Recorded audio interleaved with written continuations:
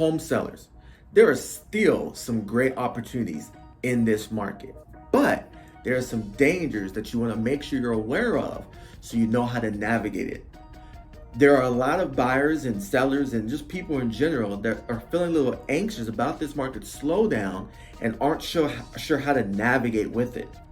So what we're going to do today is we're going to provide some clarity and some guidance so that you can understand how to still reach your goals in this changing market.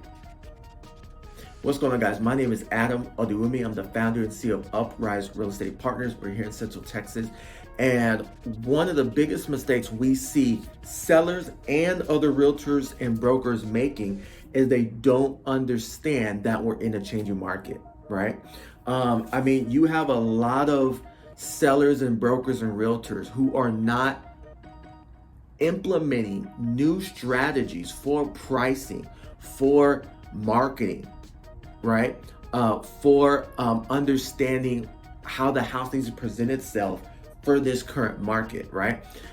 Because the truth be told, over the last 2 years, there was so much buyer demand, and we've been saying this for a while.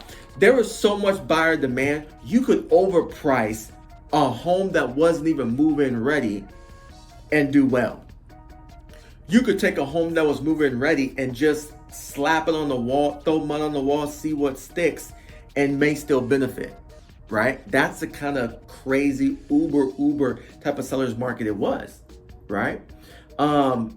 Even people that didn't even, I'm just gonna keep it real in this video, even people that didn't even hire, whether it be seasoned realtors or realtors that have systems and processes behind them to do good jobs, they just hired blow smoke off the street. Some of them still got the house sold just because of how good the location and how good the house was, and the demand kind of just swept that house up into the heavens, right?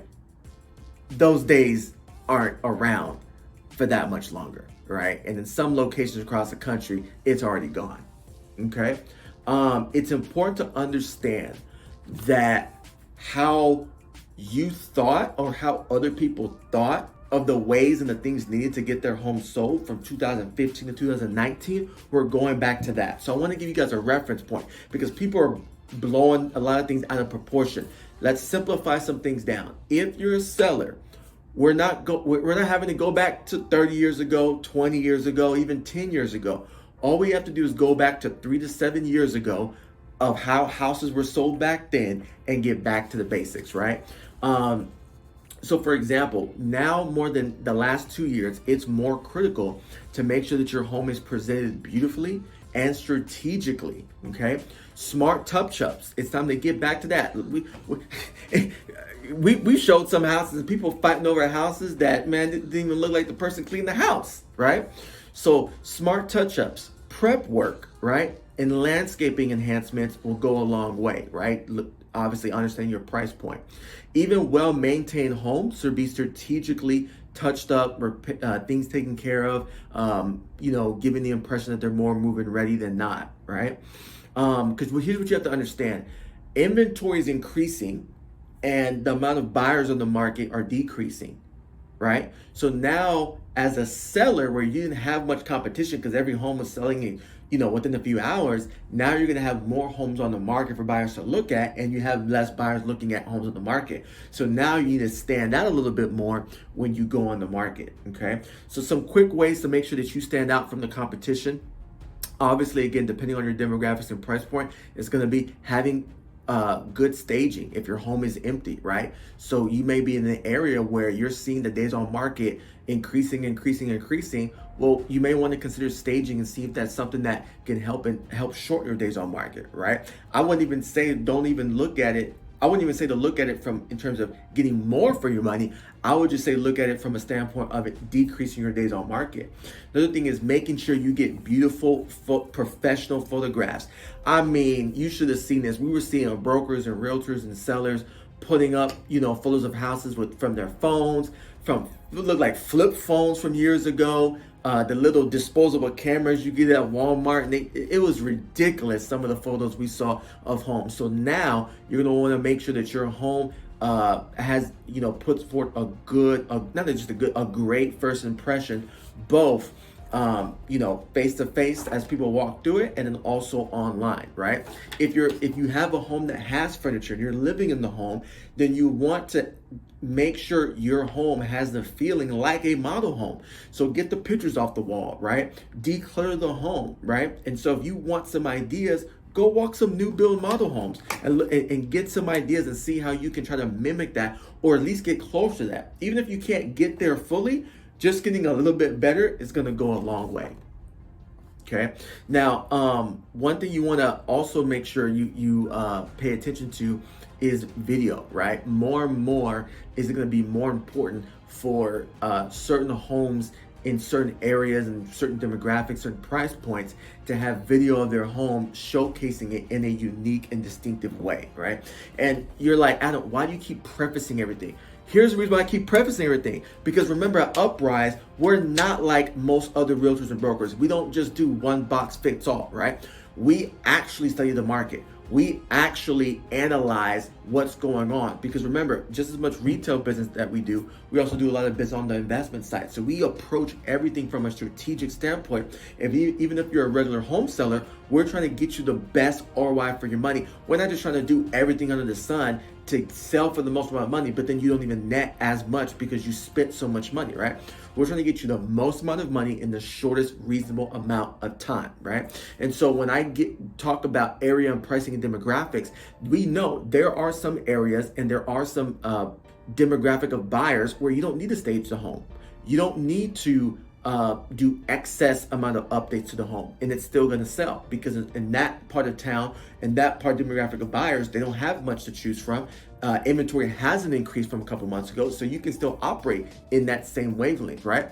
But if you're in another part of town, different demographic, different price point, more houses on inventory, you may have to do something different. So that's one of the biggest features that you obviously get with us. But when you're working with, even if you're working with someone else, you want to make sure that they're paying attention. They're not taking a one box fits all and applying it to your home, because they may be hurting you in an area that you may not even be aware of. What's funny is another thing too is you want to make sure that the agents you're working with have a different strategy for marketing your home than homes that are at a total different price point. What I mean by that is this: $1 million homes should not be marketed the same way as a $400,000, $500,000 home. Okay, and we've seen that the last 2 years on Zillow and Redfin and Trulia. Agents and brokers marketing $1 million homes and $500,000 homes the same exact way. No, you have to step your game up, right? As you change demographics, as you change price points, you have to step your game up. So be mindful of that, okay?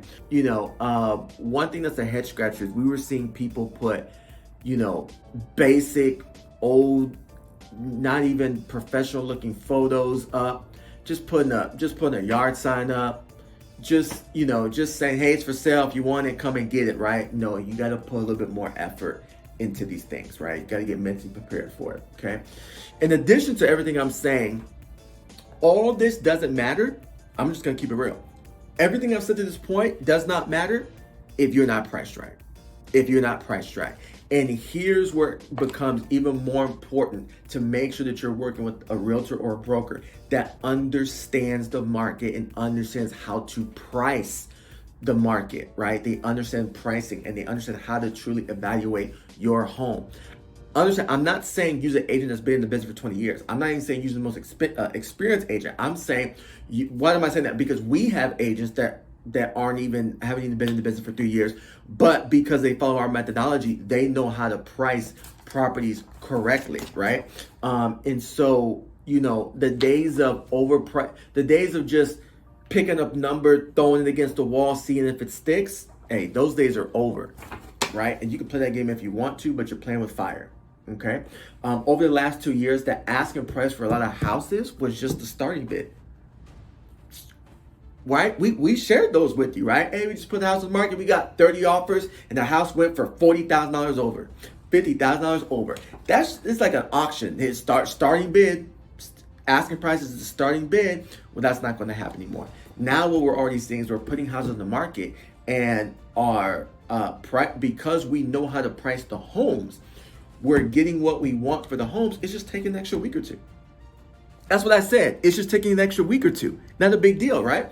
But if you have the expectation like, oh, I want 20, 30 offers the first week and I want to have my home sold within the first 2 days, you're still in the old market. You haven't even made any adjustments yet. If you don't make those adjustments, you might be too late making those adjustments and find yourself in a place you wish you weren't experiencing, right? One thing to understand is that a lot of sellers and agents had a lot more room for error in pricing just because demand was so high. That room for error has shrunk, right? Today, there are fewer buyers. I mentioned that. In another video, I said that from a lending standpoint, they said that there's 22% less mortgage applications than there were months ago. 22% less. So you need to make sure you price correctly and price strategically, okay?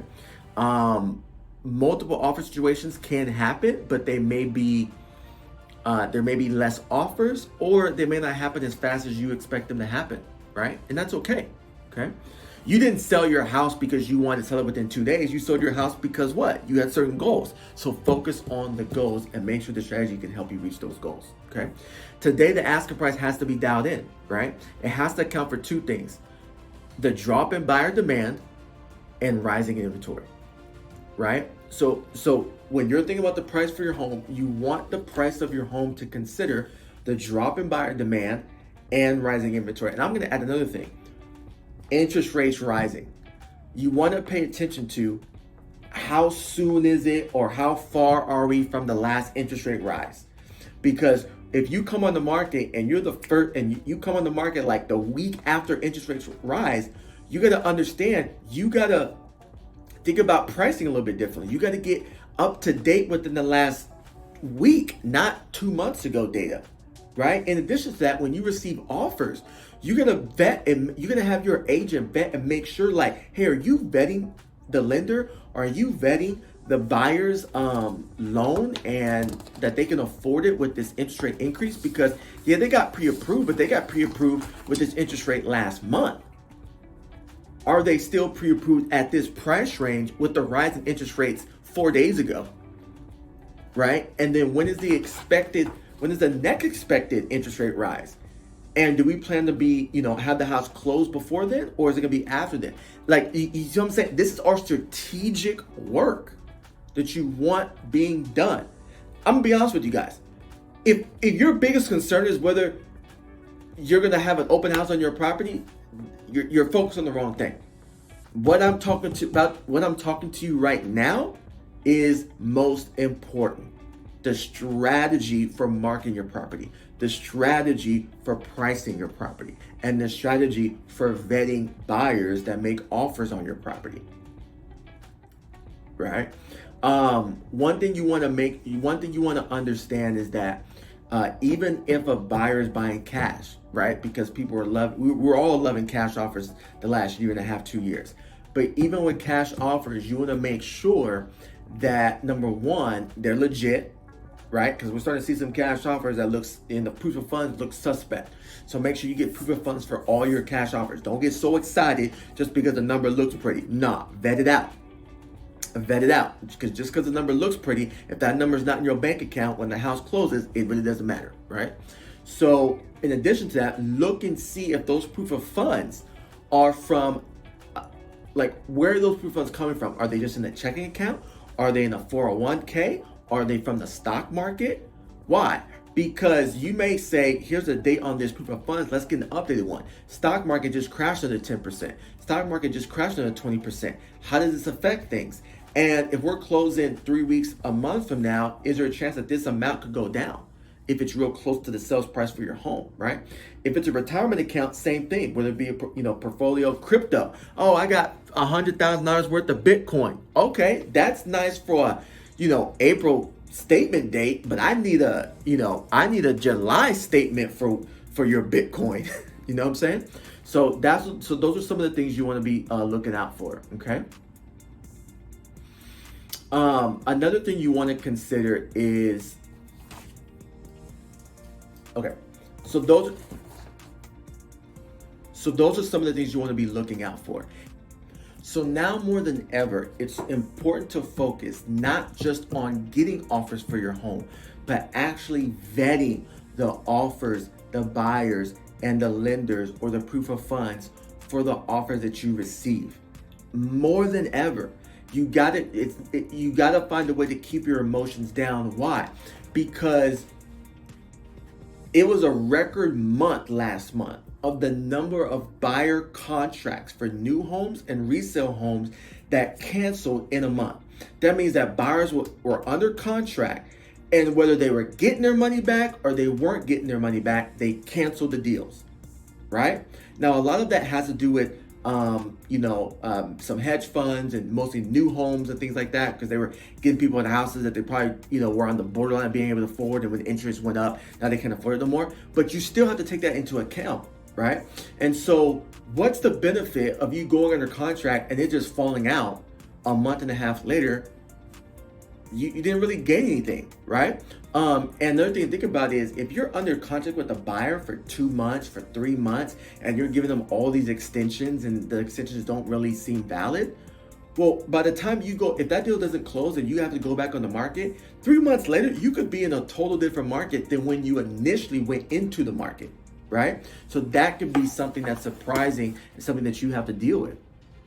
So although the market is cooling, it's important to know, baby, we're still in the seller's market, right? We're not in the uber seller's market, as I call it, but we're in the seller's market, right? And so if you have any questions, please let us know. I hope this was helpful. If you're a seller that's looking to sell and buy, I'm gonna be honest with you, this is a much better time to sell and buy than it was this last year and a half. It was crazy, right? So if you're the seller that's looking to sell and buy something else, reach out to us, let us know. We'll help you develop a good strategy and game plan.